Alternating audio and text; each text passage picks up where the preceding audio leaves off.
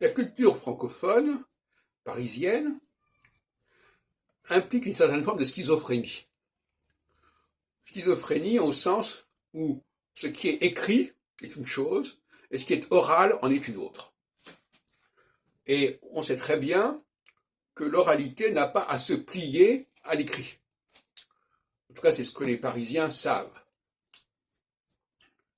Quelqu'un qui suivrait docilement l'écrit serait un étranger, un méridional, disons, ou un étranger.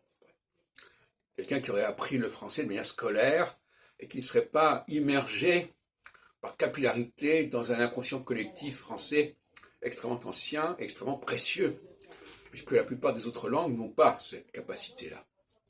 Donc, on a déjà, avec le français, une dualité. Alors, est-ce qu'elle est exposée clairement ou pas? C'est une question que je ne sais pas. Je ne sais pas.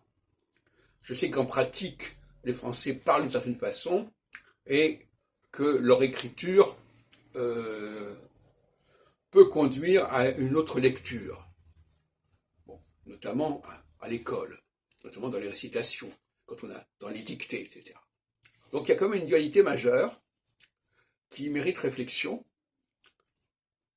et qui devrait être enseignée expressément dans le français langue étrangère, ce qui n'est pas le cas.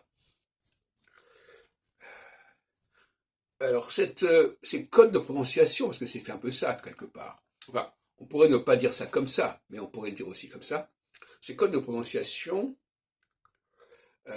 sont mal connus, sont mal décrits.